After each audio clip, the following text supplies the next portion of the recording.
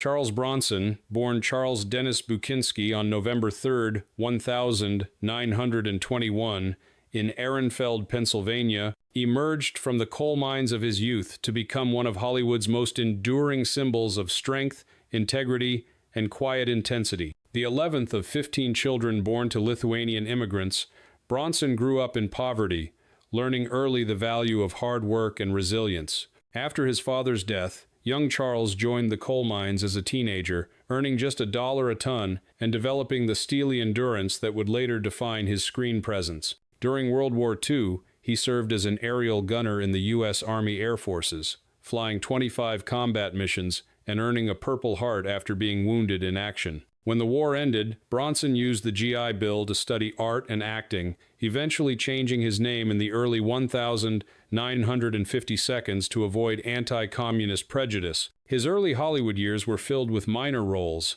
but his chiseled features and stoic magnetism made him impossible to overlook. By the mid-1950 seconds, he was appearing in films like House of Wax and Vera Cruz, slowly building a reputation as a dependable character actor. His breakout came in 1958's Machine Gun Kelly, where his performance as a cold yet vulnerable gangster revealed layers of humanity beneath the hardness. The 1960 seconds brought him international acclaim with The Magnificent Seven and The Great Escape, where his portrayal of Danny the Tunnel King showed both grit and sensitivity. In Europe, he became a working-class hero, a man of action who stood for justice without words. His haunting role in Once Upon a Time in the West in 1968 as the mysterious harmonica-playing gunman sealed his place in film history. The 1970 seconds saw Bronson rise to superstardom through The Mechanic, Hard Times, and the iconic Death Wish series, where he played Paul Kersey, a man driven to vigilantism after personal tragedy.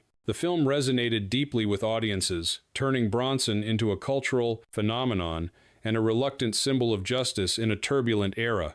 Off-screen, however, Bronson was nothing like his hardened image. He was a private, introspective man devoted to his wife, actress Jill Ireland, and their family. Their partnership, both on and off-screen, became one of Hollywood's most admired love stories, and when Ireland fell ill with cancer, Bronson remained by her side until her passing in 1990. Friends described him as loyal, kind, and quietly humorous, more comfortable painting or working with his hands at his Malibu ranch than basking in fame. Even as his health declined in the 1990 seconds, Bronson continued to work, appearing in films like 10 to Midnight and The Evil That Men Do, until he retired to focus on his health and family. Though he was known as a man of few words, Bronson once broke his silence to speak about fellow actor James Garner, revealing a deep and unexpected admiration. James Garner was a real actor, Bronson said. He didn't have to play tough, he just was himself. That's rare in this business.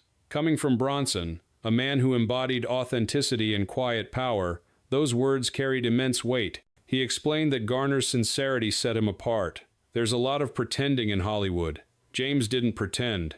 You believed him. Both men shared a background rooted in hard work. Garner, a Korean War veteran, Bronson, a coal miner turned soldier, and their paths reflected a shared respect for honesty and endurance. He was a soldier before he was an actor, Bronson said. That never left him. He carried himself like a man who'd seen the world, not just read about it. While their styles differed, Garner's charm and humor versus Bronson's stony intensity, Bronson saw truth in both. We were different kinds of tough, he reflected. Garner had that easy confidence. I was all stone and smoke, but he played it honest, and he never had to show off. Bronson also dismissed the notion that Garner's television fame made him less serious. That's nonsense, he said.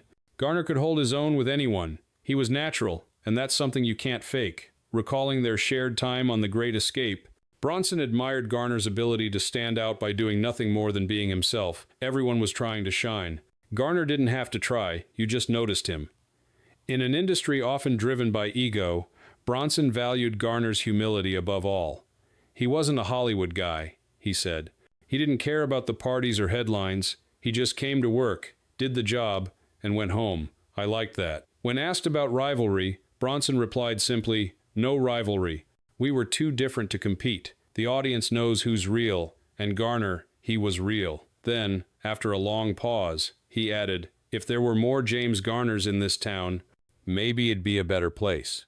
By the time Bronson made those remarks, both men had already become icons, representatives of a generation when toughness came from authenticity, not arrogance. Garner didn't have to prove anything, Bronson concluded. He'd lived it. You can't act that you live it. His tribute revealed as much about Bronson as it did about Garner, two men forged by hardship, bound by quiet respect, and united by a belief that strength lies in integrity. Charles Bronson passed away on August 30th, 2003, at Cedars-Sinai Medical Center in Los Angeles at age 81, marking the end of an era for Hollywood's stoic heroes. His official death certificate listed respiratory failure caused by metastatic lung cancer, compounded by chronic obstructive pulmonary disease and heart complications, fitting, perhaps, for a man whose heart and lungs had endured so much. He was laid to rest in Brownsville Cemetery in West Windsor, Vermont, beside the wife he had loved so fiercely.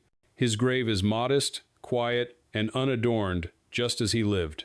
From the coal mines of Pennsylvania to the great sound stages of Hollywood, Bronson's journey embodied perseverance, humility, and authenticity. And through his rare but heartfelt words about James Garner, the world caught a glimpse of the man behind the legend, a man who, above all, respected truth.